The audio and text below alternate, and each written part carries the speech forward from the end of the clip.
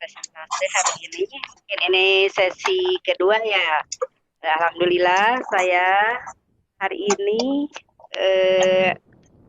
dapat tugas sebagai host. Sebelumnya saya akan memperkenalkan diri saya dulu ya. Nama saya Imas Setiawati dari TK PGRI Mawar pada era. Saya sekarang selaku host untuk yang saya itu sebagai narasumber atau presenter yaitu Ibu Novin Santi SPD dari SMP Limo Padang, dan sebagai moderatornya yaitu Bapak Kurniawan Eskom dari SMK Negeri 1 Pangandaran. Dalam hal ini kali ini Ibu presenter akan membawakan judul materi yaitu kiat sukses menghadapi siswa bermasalah di sekolah. Dan mungkin semua pendidik pasti menghadapi siswa yang bermasalah di sekolah, baik itu ringan ataupun masalahnya berat. Nah, itu kami sebagai host untuk acara ini mungkin diserahkan kepada moderator untuk memandu acara presentasi ini. Kami persilahkan kepada Bapak Kurniawan. Ya, terima kasih kepada Ibu Imas yang telah memberikan waktunya. Cek suara saya jelas? Ya, jelas. Ya, jelas, Pak. Jelas. Nah, di sini saya sebagai moderator akan mandu untuk presentasi dari Bu Novitrianti SPD. Di sini untuk presentasinya akan berjudul kiat sukses dalam menghadapi siswa yang bermasalah di sekolah. Nah, gimana sih caranya untuk menghadapi siswa yang bermasalah, entah itu dihukum seperti apa? Nah, nanti kita akan lebih jelas. Singkatnya, kita lebih tahunya itu dari Bu Novi sendiri. Nah, waktu dan tempat kami persilakan. Silakan Ibu Novi. Ya, terima kasih kepada Pak Kurniawan dan Bu Imas yang berkenan memandu acara kali ini. Di sini saya akan memaparkan bagaimana sih kiat suksesnya untuk menghadapi siswa yang bermasalah di sekolah.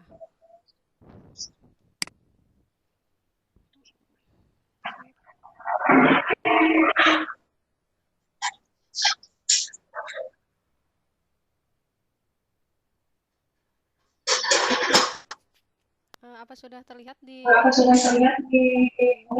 Belum, masih jaringan. Nah, udah full screen aja itu.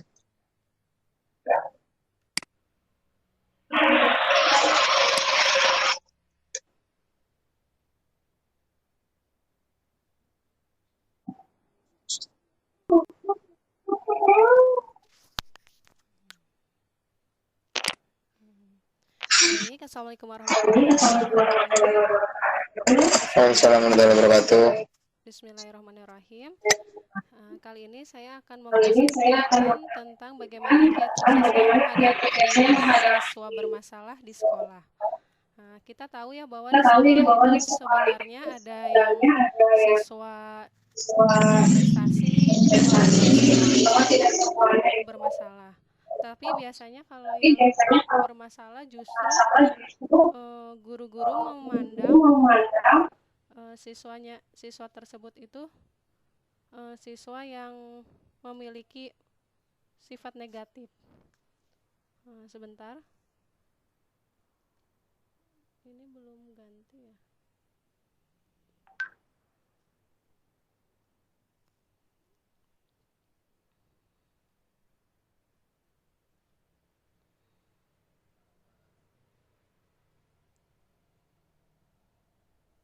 Apa udah ganti ke slide kedua? Belum ya? Belum? Sebentar. Yap.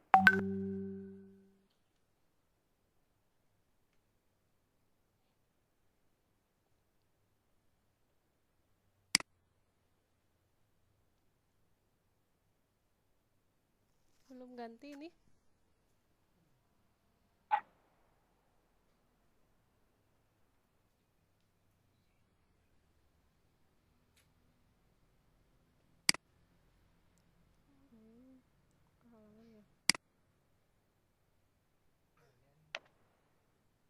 Loading.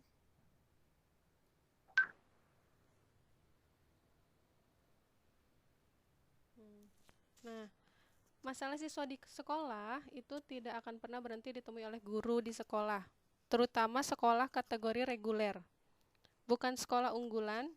Ini bukan berarti di sekolah tersebut tidak ada masalah siswa, barangkali frekuensi masalahnya relatif lebih rendah. Ya karena biasanya kategori sekolah unggulan itu tingkat disiplinnya lebih tinggi ya dibanding sekolah reguler. Nah, jadi mungkin di sana masalahnya justru lebih rendah, atau mungkin masalahnya mereka lebih ke persaingan prestasi sebenarnya kalau di unggulan. Suara saya jelas? Jelas, Bu. Oh, ya. Kemudian masalah siswa di sekolah itu tidak selalu diartikan sebagai siswa yang menunjukkan sikap dan perilaku menyimpang. Masalah siswa mencakup semua aspek yang berkaitan dengan kemajuan belajar siswa, baik itu proses belajar di sekolah maupun hasil belajar yang diraih siswa.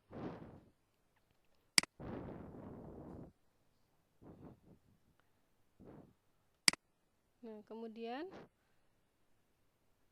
sering guru mengambil tindakan tanpa memperhitungkan situasi dan kondisi siswa bermasalah. Misalnya, guru menangani masalah siswa hanya berdasarkan atas hukum atau aturan dan tata tertib sekolah, tanpa mempertimbangkan aspek lain, misalnya latar belakang pribadi siswa. Contoh, kalau misalkan siswa datang terlambat ke sekolah, biasanya guru itu hanya menanyakan kenapa kamu terlambat sekolah, cuman seperti itu. Tapi biasanya guru tidak semuanya menanyakan, nah siswa itu apakah terlambatnya tiap hari atau cuman hari ini saja. Nah, dari situ kita akan tahu sebenarnya siswa terlambat itu memang karena faktor hari itu saja, misalkan bannya kempes di jalan atau bocor, atau memang justru dia itu memiliki masalah sendiri di rumah ataupun di sekolah.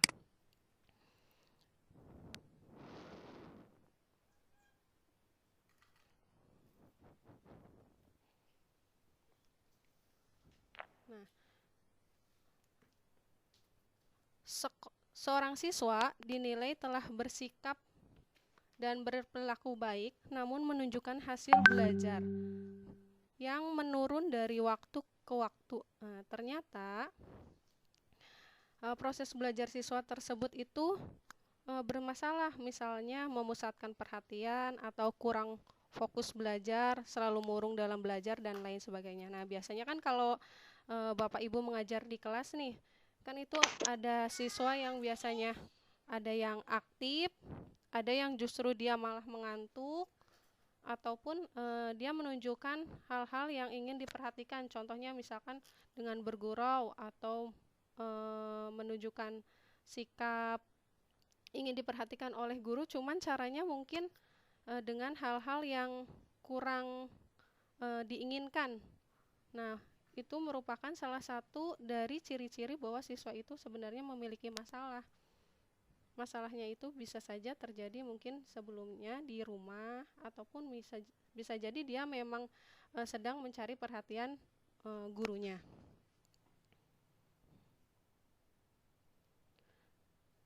Masalah yang sering muncul adalah yaitu masalah di sekolah itu biasanya ada dua, masalah disiplin belajar yang pertama.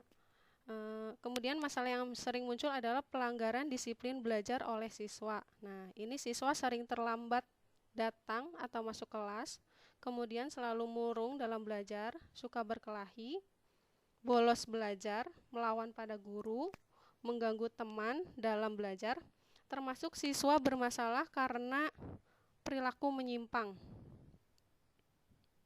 Nah, kalau ini mungkin sering kita temui ya, terutama kalau di remaja, kalangan remaja atau siswa sekolah menengah pertama ataupun sekolah menengah atas, pasti akan sering siswa bolos belajar. Tapi mungkin kalau untuk di PAUD, TK ataupun SD mungkin sangat minim untuk tingkat membolosnya, karena mereka mungkin masih dipantau oleh orang tua. Nah, sepertinya ini ada yang kelewat sebentar. Nah, yang kedua yaitu ada masalah hasil belajar siswa. Seorang siswa dinilai telah bersikap dan berperilaku baik, namun menunjukkan hasil belajar yang menurun. Nah, ini tadi udah.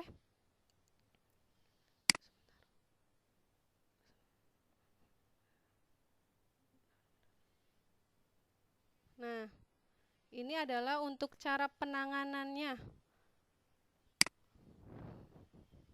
Bentar. Nah, penanganan masalah siswa di sekolah. Menurut teori ini ada beberapa penanganan masalah di sekolah, yaitu yang pertama adalah dengan memberikan sedikit kelonggaran. Bukan berarti kita memberikan sedikit kelonggaran itu memberikan siswa untuk bebas berbuat tidak sesuai aturan, tetapi dengan kita memberikan sedikit kelonggaran otomatis akan ada kedekatan dengan siswa. Jadi sehingga siswa itu tidak akan ragu-ragu ketika dia punya masalah untuk menceritakan kepada kita sebagai pendidik. Nah, di sini yaitu cobalah beri sedikit kelonggaran dalam aturan. Hal ini mungkin terkesan Bapak Ibu itu mendukung atau mendukung pemberontakan siswa. Namun tujuannya adalah agar tidak terlalu memusingkan hal-hal kecil. Tetap berkomitmen dengan aturan yang penting seperti saling menghormati, melakukan hal yang benar, serta tidak merugikan pihak lain dan tidak merugikan pihak lain. Misalnya saja ketika siswa menggunakan topi di kelas dan itu melanggar aturan sekolah. Nah, Bapak Ibu bisa saja dengan menegur. Nah, Nak, saya juga kan pernah jadi siswa. Bagaimana untuk menjadi siswa yang baik itu dengan mentaati peraturan. Contoh kalau di kelas nggak boleh pakai topi karena itu terkesannya tidak rapi, misalkan seperti itu. Jangan langsung kita justru langsung memarahi anak, kamu jangan langsung buka topi kamu di kelas. Tapi kita harus dengan berikan pendekatan yang setidaknya dengan kata-kata yang tidak mengecewakan siswa. Yang kedua yaitu dengan pendekatan. Nah, di sekolah Bapak Ibu adalah jalur utama untuk berhubungan dengan siswa. Oleh sebab itu perlu kemampuan membaca tanda-tanda yang ditunjukkan siswa. Juga harus mau terlibat pada setiap tindak tanduk siswa. Kemudian hal yang harus dipahami yaitu penyebab siswa bermasalah bisa jadi karena adanya perasaan bahwa dunia tidak memihak mereka. Nah, disinilah betapa pentingnya peran Bapak Ibu untuk mereka. Jadilah sosok yang selalu ada ketika siswa membutuhkan, sehingga mereka dijauhkan dari pikiran-pikiran yang akan membunuh karakter. Coba dekati mereka secara perlahan, sehingga tumbuh rasa percaya siswa pada Bapak Ibu. Dengan adanya kedekatan, Bapak Ibu akan lebih kenal dengan sifat asli para siswa. Nah, banyak justru Bapak Ibu di sekolah itu kalau misalkan kita dekat dengan siswa, justru siswa lebih akan ngelunjak atau tidak dihargai. Nah, kedekatan itu bukan berarti kita harus berbaur, tapi kita harus tahu dengan dunia mereka. Kita harus memasuki tahu paham dunia mereka itu, bahwa kalau usia remaja, misalkan contoh kalau misalkan kelas berapa sih siswa yang paling nakal. Nah, justru itu tuh siswa yang paling nakal itu kita harus tahu adalah kalau di SMP ya mungkin tingkat 8 atau di SMA mungkin tingkat kelas 11 gitu ya. Nah, itu biasanya rentan-rentan siswa lebih sering aktif membuat masalah di sekolah karena mereka merasa bahwa satu punya adik kelas dan yang kedua dia belum akan memasuki ujian. Jadi kalau kelas 11 itu mereka masih longgar untuk melakukan aktivitas-aktivitas yang mungkin menyimpang seperti itu. Nah, agar mereka tidak melakukan hal itu, ya kita harus melakukan pendekatan kepada siswa. Contohnya dengan mungkin buat grup di WA. Nah, kita harus menyapa bagaimana kondisi anak-anak, kondisi siswa tersebut, keadaannya bagaimana. Atau mungkin bisa saja mereka membuat masalah di sekolah itu karena di rumah mungkin sudah sering dimarahi, nah sampai sekolah kita dimarahi lagi. Nah, justru itu akan membuat siswa makin membuat onar.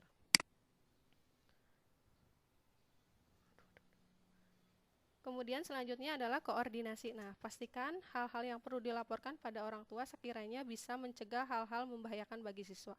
Misalnya, kalau hal yang diceritakan siswa agak riskan, Bapak Ibu bisa langsung memberitahu orang tua terlebih dahulu untuk pencegahan. Ceritakan juga pada orang tua jikalau ada perkembangan positif yang dilakukan siswa. Dengan demikian, orang tua akan lebih membuka tangan untuk bekerja dengan Bapak Ibu. Ini ya, sebentar. Nah, melakukan koordinasi ini, terutama kalau di sekolah itu, kita minimal dari guru mata pelajaran. Misalkan kan ada masalah nih di kelas pas pelajaran matematika, kemudian di kelas siswa tersebut berkelahi. Nah, minimalnya kita guru pelajaran tersebut berkoordinasi dengan wali kelasnya, kemudian dengan kesiswaan, kemudian mungkin bisa juga dengan guru BK dan lainnya, stakeholder yang ada di sekolah untuk memecahkan masalah yang mungkin timbul pada saat pelajaran tersebut. Kenapa siswa bisa berkelahi?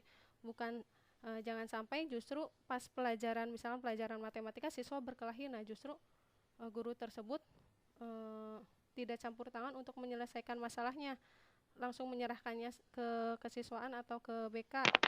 Nah, itu harusnya ada titik koordinasi di mana kita sebagai pendidik di sekolah itu bekerja sama untuk saling menyelesaikan masalah yang dihadapi siswa tersebut. Nah, bisa jadi mungkin pelajaran yang kita ajarkan metodenya kurang menarik sehingga siswa justru malah asik dengan temannya sehingga terjadi perkelahian. Kemudian yang selanjutnya adalah penanganannya dengan problem solver atau pemecahan masalah. Nah, ini Bapak Ibu tentu menghindari adanya perilaku kekerasan di dalam kelas. Jadi cobalah untuk menjaga komunikasi dengan siswa yang memberontak dan tunjukkan bahwa Bapak Ibu tetap menghargai mereka meskipun mereka sempat melakukan kekerasan.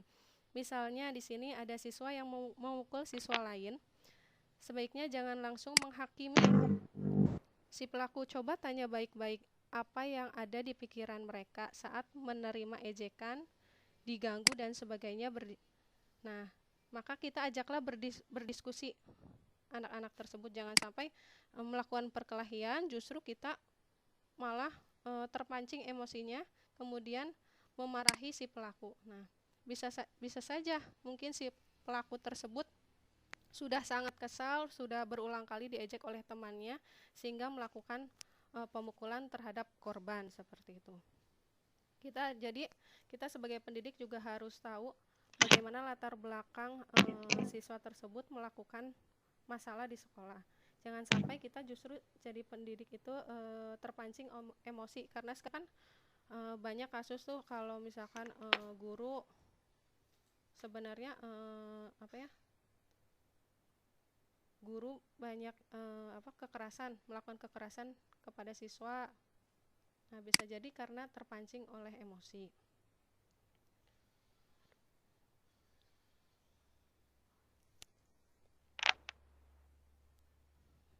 Kemudian selanjutnya penanganannya yaitu dengan cara the power of trust.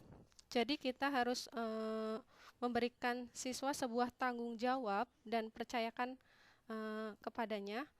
Bisa dimulai dari hal-hal kecil seperti meminta bantuannya, membawakan buku-buku ke ruang guru, menjadikan ia pemimpin dalam kelompok, dan sebagainya.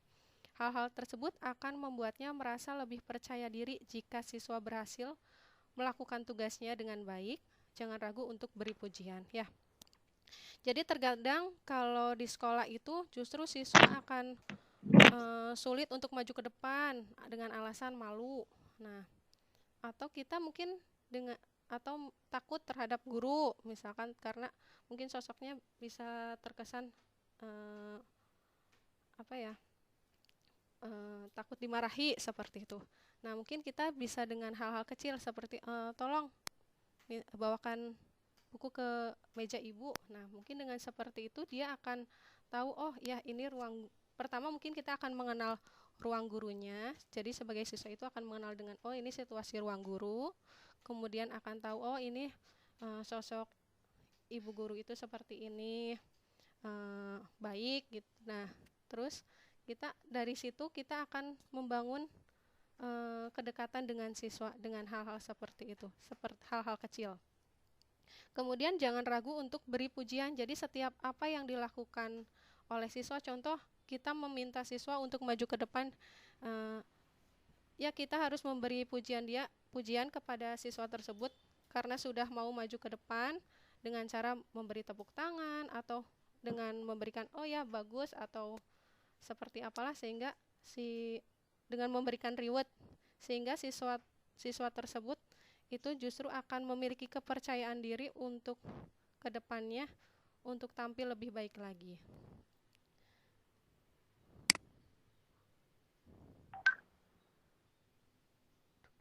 Nah, mungkin demikian kiat sukses yang bisa saya paparkan. Semoga bisa bermanfaat untuk Bapak atau Ibu, terutama pendidik, sehingga kita bisa lebih dekat lagi dengan siswa, kemudian siswa juga bisa percaya terhadap kita, bisa saling memecahkan permasalahan yang dihadapi sehingga tidak timbul permasalahan yang ekstrim di sekolah. Mungkin demikian paparan dari saya. Apabila ada Bapak atau Ibu yang ingin bertanya, bisa dipersilahkan. Mungkin saya kembalikan lagi kepada Bu Ima Pak Kurniawan ya selaku moderator. Kurniawan. Ya, terima kasih kepada Ibu Novi yang telah memberikan paparannya tentang kiat sukses dalam menghadapi siswa yang bermasalah. Nah, di sini ada satu pertanyaan nih dari Bu Yunita Indriani, yaitu Assalamualaikum, mau bertanya Bu, bagaimana kita menghadapi masalah siswa jika kita menemukan siswa yang memakai narkoba seperti ganja, bakau sintesis dan sebagainya. Nah, itu kira-kira seperti apa penanganannya? Ya, monggo silakan. Ya. Untuk siswa sendiri. Oh ya, terima kasih sebelumnya. Karena sudah banyak pertanyaan. Untuk siswa yang menggunakan narkoba atau nafsah ya. Suara saya jelas? Ya. Di sini mungkin kalau misalkan untuk tingkat SMP atau SMA itu kan di situ kan sudah ada guru BK ya. Ada bimbingan konseling atau kesiswaan. Nah, kita saling berkoordinasi dulu dengan pihak stakeholder dulu. Karena kalau misalkan nafsa itu kan sudah bukan jadi kewenangan pihak sekolah sebenarnya. Karena itu kalau misalkan di BK sendiri ada yang namanya alih tangan kasus. Jadi kita sebagai pendidik yang harus dilakukan pertama adalah koordinasi dulu antar stakeholder, yaitu wali kelas, kesiswaan, kepala sekolah, membicarakan hal tersebut. Kemudian diundang orang tuanya, diberitahu bahwa biasanya kan masalah yang dihadapi siswa itu belum tentu di orang tua itu tahu. Justru biasanya pihak sekolah biasanya lebih tahu dulu masalah yang dihadapi siswa ketimbang orang tuanya. Nah, ketika misalkan itu kita ketahui di sekolah, misalkan siswa sedang menggunakan seragam ataupun kita tahu bahwa siswa kita telah menggunakan nafsah, minimal kita koordinasi dulu dengan pihak sekolah seluruhnya, dari wali kelas, kesiswaan, kemudian kalau ada guru BK mungkin guru BK, kepala sekolah, para wakasek. Nah, di situ kemudian dilakukan koordinasi juga dengan orang tua untuk membicarakan alih tangan kasus. Jadi diberikan kepada yang lebih ahli. Contoh kalau misalkan narkoba ya dia harus direhabilitasi ke ke Badan Narkotika Nasional. Nah, jadi kita tidak bisa kalau misalnya jadi pendidik, oh kita nafsa harus siswa punya masalah tentang narkoba nih, kita di sekolah ada guru BK ya udah ditanganin oleh guru BK. Nah itu tidak bisa, tapi harus dialih tangankan kasus kepada yang lebih berwenang, yaitu panti rehabilitasi. Di sekolah cukup sekedar untuk melakukan koordinasi, kemudian mencatat masalah-masalah yang dilakukan siswa tersebut, sehingga kenapa melanggar poin berapa, apakah itu harus dikeluarkan dari sekolah atau tidak. Nah mungkin seperti itu. Bagaimana? Ada lagi? Atau mungkin jawaban saya kurang puas?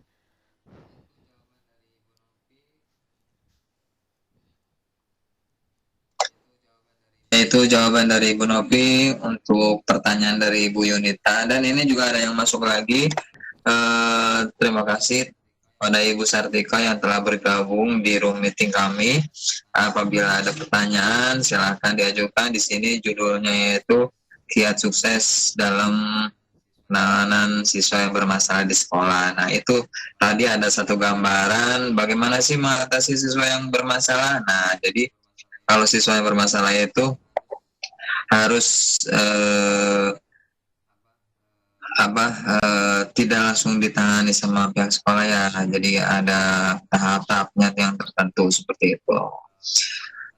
Mungkin ada pertanyaan lagi selain Ibu Yunita, dan di sini juga ada Pak Yusuf Janika. Silakan apabila ada pertanyaan.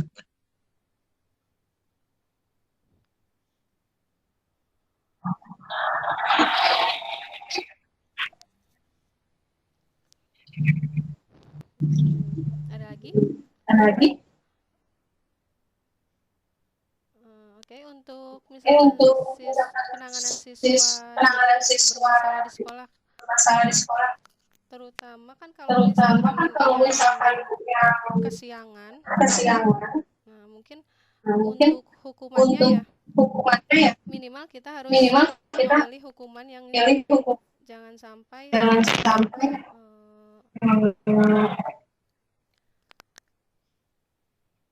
minimal yang mendidik, contohnya dengan membaca Al-Quran, misalkan surat Yasin, atau misalkan dengan melakukan bersih-bersih di sekolah. Minimal hukumannya tentang hukuman yang membentuk pendidikan karakter siswa. Ya, ada lagi pertanyaannya di chat ya.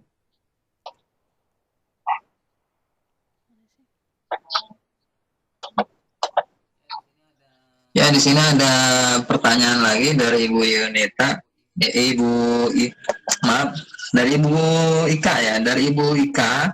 Itu ada pertanyaan, bagaimana caranya menghadapi anak yang indisipliner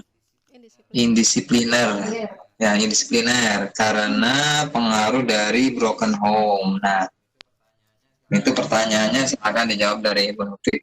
Ya. Terima kasih kepada Ibu Ika. Pertanyaannya itu bagaimana caranya menghadapi anak yang indisipliner karena pengaruh dari broken home. Sebenarnya banyak ya dari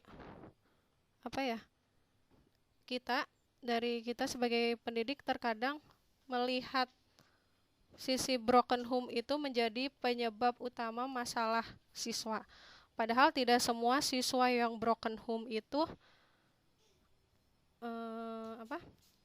siswa yang broken home itu justru melakukan permasalahan di sekolah.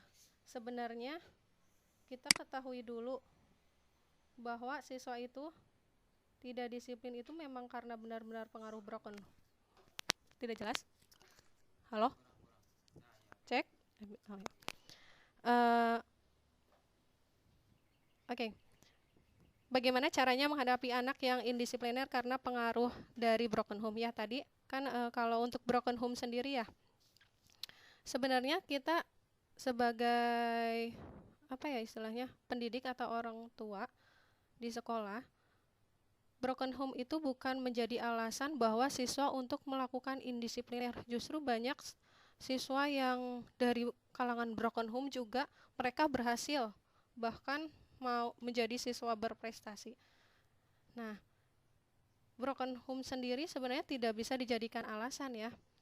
Indisipliner itu adalah bagaimana siswa tersebut memanajemen dirinya sendiri.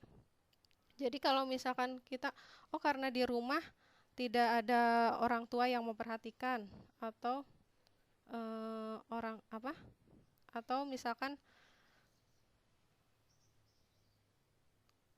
bukan tidak ya karena di rumah misalkan tidak ada yang memperhatikan sehingga siswa datang terlambat ke sekolah. Nah, mungkin kita sebagai guru kita kan harus mengetahui dulu apakah anak tersebut memang benar-benar broken home, misalkan tidak apa tidak ada orang tuanya, misalnya orang tuanya bercerai, dia tinggal dengan ayahnya mungkin, atau kebanyakannya tinggal dengan nenek dan kakeknya sehingga tidak mendapatkan perhatian, bahkan bangun pun kesiangan. Nah, kita sebagai pendidik minimalnya kan sekarang udah canggih nih, ada sosial media, kita minimal bentuk kalau misalkan itu jadi siswa, kita jadi wali kelasnya, kita bentuk grup WA kelas di WA grup kelas di WA, kemudian kita cari tahu kebenarannya dari mungkin teman-teman dekatnya, benar nggak si anak itu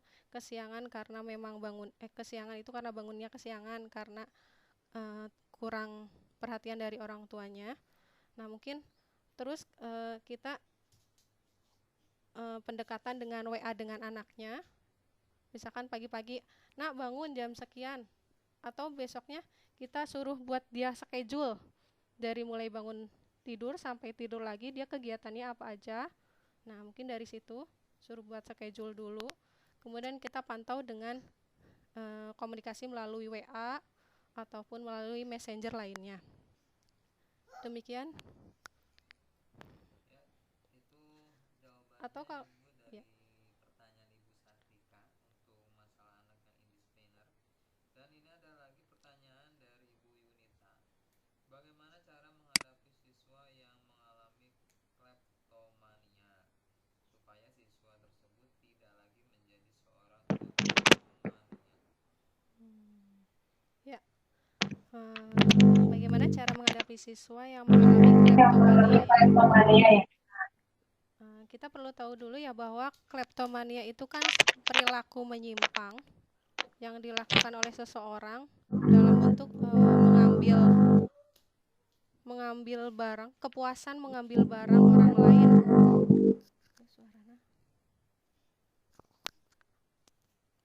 Nah, cara menghadapi siswa yang mengalami kleptomania itu ya dengan cara mungkin satu, diperingati dulu. Nah, dikasih tahu bahwa dengan mengambil barang itu tidak baik. Nah, jika sudah diperingati satu kali, misalkan kita tahunya dia itu baru ketahuan mengambil barang nih satu kali. Nah, kita peringati dulu, sukses nggak kalau dari peringati. Minimal kan kalau sama pendidik, siswa biasanya kan akan takut gitu. Jika terus ternyata besoknya lagi ada di kelas itu ada barang temannya yang hilang. Nah, biasanya kan kalau kleptomania ada yang ketahuan, ada yang tidak. Nah, kalau ketahuan biasanya siswa kan akan langsung jerak, malu, bahkan bisa sampai drop out dari sekolah itu karena malu ya. Tapi kalau misalkan siswanya tidak ketahuan siapa yang mengambil, kan kita tidak tahu ya. Minimal kita harus memberikan sosialisasi kepada siswa bahwa dengan mengambil barang orang lain itu justru akan memberikan efek bahaya terhadap kita. Contoh kalau misalnya ketahuan kemudian nanti akan berhubungan dengan hukum, kan itu akan merugikan terhadap diri kita. bisa dipenjara atau yang lainnya. Nah, mungkin dari situ siswa akan jerak. Biasanya kalau saya penanganan siswa seperti itu. Jadi siswa diberitahu atau diberikan sosialisasi tentang efeknya kalau kita mengambil barang orang lain itu. Satu, mungkin bisa dijauhi teman-temannya. Terus yang kedua, bisa dikeluarkan dari sekolah. Kemudian yang ketiga, mungkin itu bisa berhubungan dengan hukum bila berakibat fatal. Nah, dari situ mungkin siswa akan jerak. Biasanya kalau misalkan tentang kleptomania, bila ketahuan itu justru siswa akan malu, dan mungkin biasanya akan meminta pindah sekolah, biasanya tidak sekolah di situ. Mungkin sebelum siswa ingin melakukannya lagi, ya kita harus kasih sosialisasi, atau mungkin dengan cara pemutaran video-video yang berkaitan dengan kleptomania, efek bahayanya itu apa, seperti itu.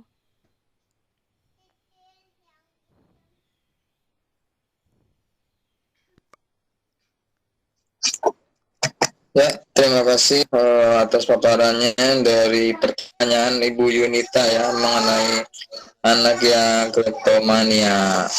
Nah, mungkin ada pertanyaan lagi. Oh ya, untuk Bapak Ibu yang belum presensi, itu ada presensi, silakan diklik linknya, kita presensi dulu. Dan apabila ada pertanyaan, silakan hubung saya ada waktu. Pertanyaan mengenai peserta didik kita yang sering berbuat masalah di sekolah, misalkan kesiangan atau karena tidak mengerjakan tugas atau yang lainnya ya. Seperti itu.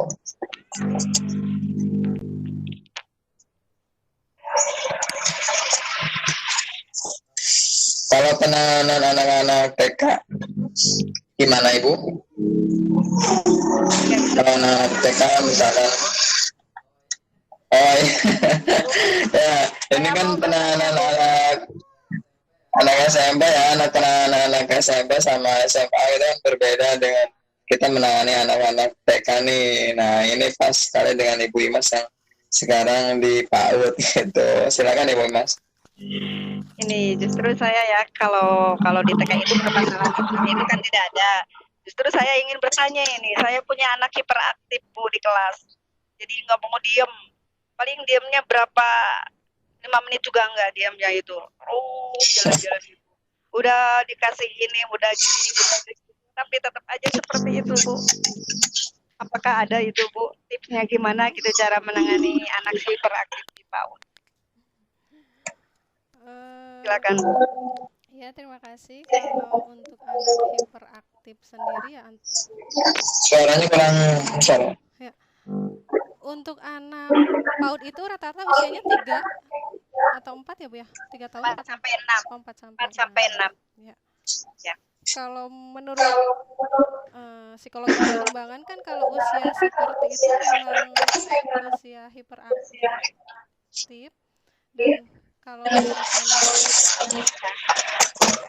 mungkin belajarnya lebih kinestetik Bu.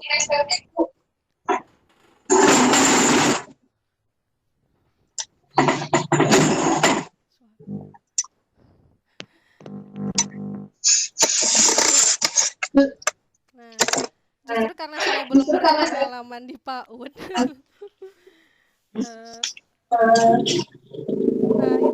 nah itu biasanya pakarnya sebenarnya lebih ke kurang jelas Bu suaranya Bu. Halo, cek.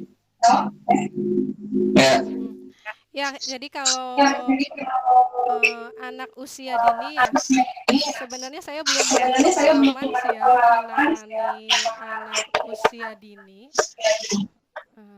Tapi di sini saya akan mencoba menjawab bagaimana menangani siswa yang hiperaktif di sekolah.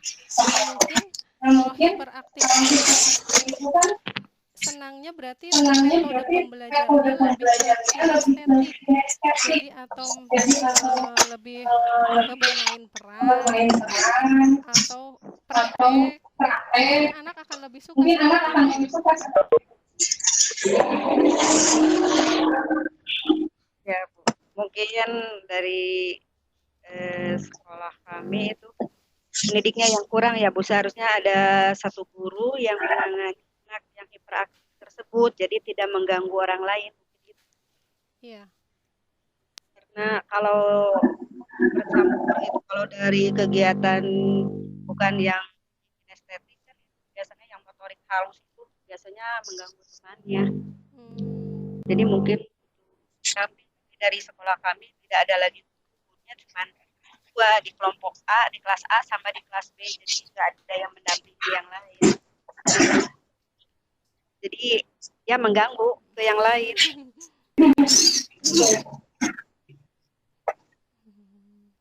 Iya, iya. Ya, tadi karena pendidiknya juga kurang ya, Bu ya. Iya, iya. Sebenarnya sih kalau hiperaktif itu tidak hanya di TK ya, tingkat SMP atau tingkat SMA mungkin pasti ada yang di kelas mengganggu temannya. Atau misalkan guru sedang menerangkan, dia justru ngobrol sendiri. Nah, mungkin kalau tingkat SMA karena kemauan dari belajarnya, atau misalnya bisa jadi faktor gurunya, pembelajarannya kurang menyenangkan. Nah, justru kalau misalkan untuk PAUD sendiri nanti saya harus belajar kooperatif. Allah. Ya, demikian.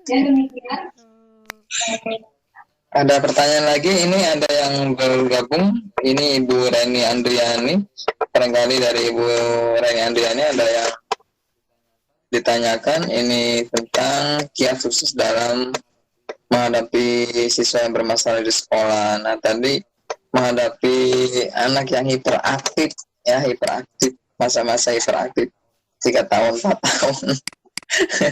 Ya. Mungkin ada lagi untuk pertanyaan dari Bapak Ibu.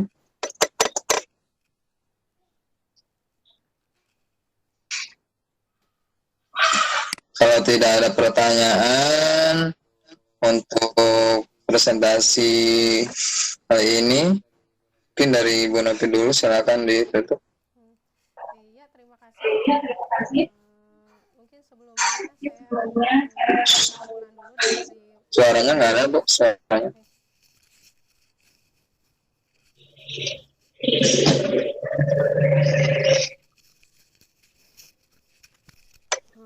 Ya, saya akan menyampaikan kesimpulan dari materi yang saya paparkan hari ini. Jadi untuk penanganan siswa yang bermasalah di sekolah itu ada beberapa. Pertama yaitu tadi memberikan kelonggaran kepada siswa. Kelonggaran itu bukan berarti kita membebaskan anak untuk berperilaku menyimpang di sekolah, tapi minimalnya kita dengan menegur dia dengan kata-kata yang mungkin tidak menyakitkan. Contohnya misalkan di sekolah itu siswa tidak boleh memakai topi di kelas, tapi siswa masih memakai topi di kelas. Nah, kita dengan cara, Ibu juga kan pernah jadi siswa, tolong topinya dibuka, kamu akan terlihat lebih ganteng, seperti itu kan biasanya yang memakai topi anak laki-laki. Kemudian yang kedua, melakukan pendekatan. Sekarang kan udah banyak media sosial, itu bisa dimanfaatkan dengan baik dengan memantau siswa, dengan sekedar menanyakan kabar, atau kelas kita dengan cara menyuruh anak membawa buku ke ruang guru, memberikan pujian.